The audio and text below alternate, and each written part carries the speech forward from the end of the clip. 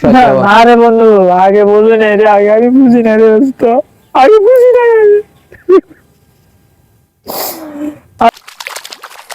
বর্ষাকাল আসছে, এই জায়গায় মাছের ইয়েটা অবশ্য বাঁধা উচিত।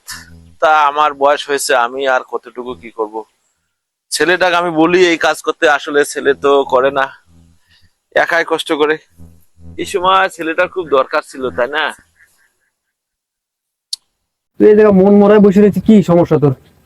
বন্ধু আসছিস? বস। দোস্ত রে, বাপ তো মারা যাওয়ার 1 সপ্তাহ হয়ে গেল। আসলে বাপ থাকা অবস্থায় দোস্ত বুঝি নাই রে, কি অবস্থা একটা পড়ে গেছে, আমি কি সমস্যার মধ্যে আছি এখন। কি সমস্যার ভিতর ক দেই? নানান ধরনের সমস্যা রে, এটা এখন আর বলে কি হবে, বুঝি না রে বন্ধু, কিছু একটা সমস্যার মধ্যে পড়ে গেছে। এখন তো তোর ভালো হয়েছে, তোর বাপটা নাই, তুই এখন নিঃস্বাধীন। তুই তো আগে বলতি যে বাপের জন্য কিছু করতে পারে না, এ করতে পারে না, সে করতে পারে না। এখন তো তোর কোনো দায় ঝামেলা নাই, এখন তুই মন স্বাধীন মতো যা মন চায় তাই করতে পারিস, যা ইচ্ছা তাই করতে পারিস। কি সমস্যা আছে আবার? আরে বন্ধু আগে বলবে না রে, আগে আমি বুঝি না রে দোস্ত, আগে বুঝি না। আসলে আগে যে বাপের কামের কথা বলছিল, যদি বাপের কথা শুনতাম আজকে আমার কিছু থাকতো, কিছু অর্থ আমার জন্য উপার্জন করে দিয়ে যেত, কিন্তু আমি ভাবে অর্জন করতে আমি সব থেকে শেষ করছি রে দোস্ত।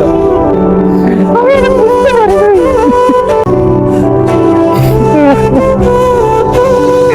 দেখ বন্ধু, এখন আর কি করার, তুই যে কথাগুলো বললি, এই কথাগুলো যদি প্রত্যেকটা মানুষ এরকম বুঝতো তাহলে আর এরকম হইতো না।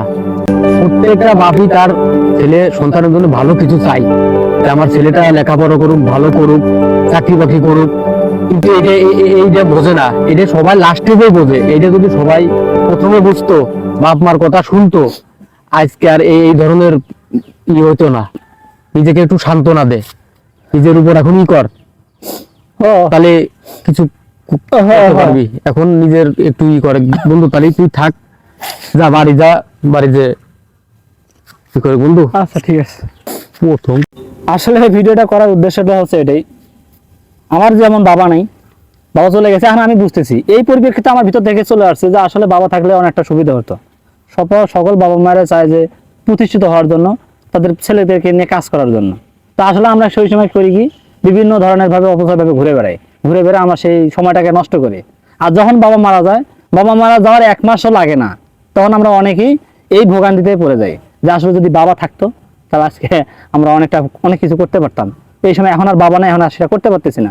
আসলে প্রত্যেকটা ছেলের জন্য বাবা কিন্তু মূল একটা খাঁটি, মূল একটা যেটাকে বলা হয় পিলার বা মূল ছাতা, বট গাছ। এটা হচ্ছে ছেলেদের জন্য বট গাছ, যে বট গাছ উপরে যতক্ষণ থাকবে তখন ছায়ার মতো আমাদের ধরে রাখবে। ওই সময় আমাদেরকে কিছু করে নিতে হবে, কিন্তু আমরা সেটা করতে পারি না, সেটা আমরা করি না। তারা আমরা অপব্যয় ভাবে মানে বিভিন্ন ভাবে চলাফেরা করে নষ্ট হয়ে বিভিন্ন টাকা অপচয় করে ফেলতে। যদি এই ভিডিওটা